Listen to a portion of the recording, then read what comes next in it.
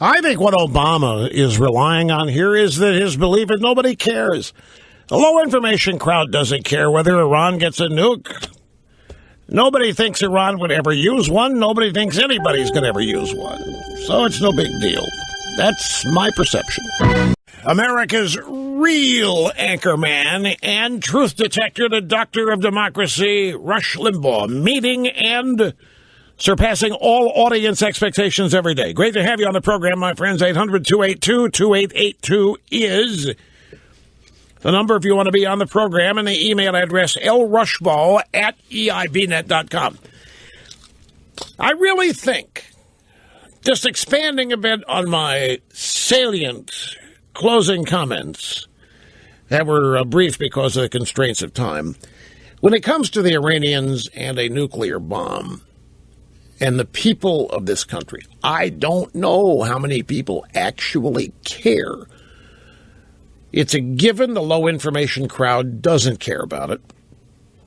It isn't a big deal. Most people that are on the fringes, it's amazing how things of the young generations change and differ. As I mentioned earlier this week, back in the 70s and 80s, young people then, particularly the children of Hollywood, were obsessed with nuclear weapons. Let's focus in the 80s. And it coincided with Reagan being president. I mean, didn't matter. I've used the example of Laura Dern on Donahue, but she was by no means the only one. They were running around in a daily panic. I mean, daily. They were scared to death the world was going to go up in flames. Because we had the Soviets, we had the United States, and we were the bad guys. That was the whole point of Gorbachev, was the savior in their minds. And they lived with this daily fear of nuclear annihilation, and they had all kinds of, they had peace marches, they had die-ins, I mean, they did it all. And today, if every generation is apocalyptic, every generation fears the end. Today, they think global warming is going to be why the world goes up in flames. In the 80s, it was nuclear bombs. Today, it's racism, bigotry, homophobia, and global warming that are going to cause the world to collapse. And the Iranians with a nuke? Come on. Come on, Mr. Limbaugh, get serious. Besides, there's no stopping them. Nobody's willing to go to war. Not even the Mossad. Not even the Israelis. Not even Netanyahu. All the huffing and puffing. There's nobody willing to militarily take Iran and a nuclear program out. So it's a fait accompli. And I think this is probably most people's attitude. And I think it happens to be the attitude of a lot of adults. Nothing anybody's going to do about it, so why get so exercised? It's just another day. We have to get them roll the dice.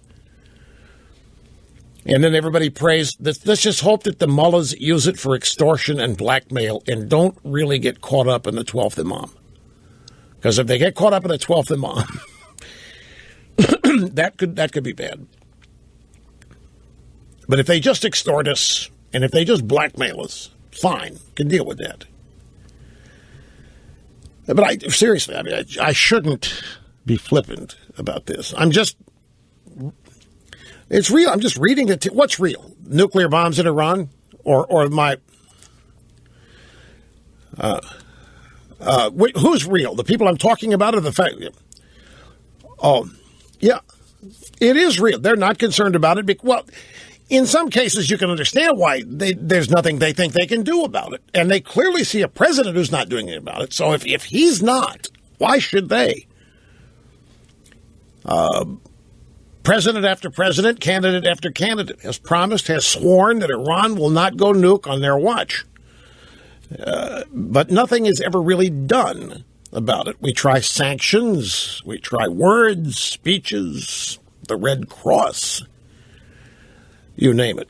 But I think it's still noteworthy to chronicle the difference. It's just the neocons. Yeah, the Rumsfelds and the Cheneys, the neocons. They just want to go to war everywhere. And we got to stop the neocons. So we'll see. It probably same kind of apathy as there was about the Norks getting nuclear weapons. I think, isn't it amazing to chronicle today, young people probably don't even consider it something that's likely to happen. They've lived in a nuclear world now for so many years, and nobody's launched one at us, and nobody's tried to take us out. So it's probably something I don't think about very much. And when they listen to people get all exercised over Iran getting a nuke, they probably just aren't able to marshal the emotion about it.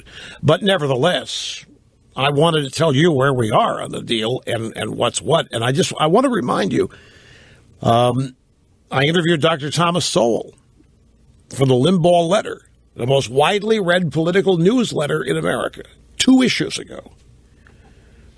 And I forget how the subject came up, but he told me that one of his great fears was that Iran would succeed in getting a nuclear weapon and would decide to take out a couple of American cities.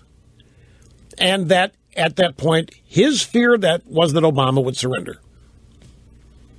And I was flat-footed. I was totally taken aback.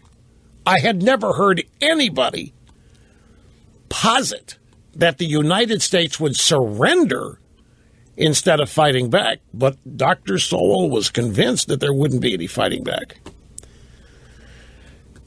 That's who Obama is. So that kind of was a wake-up call for me.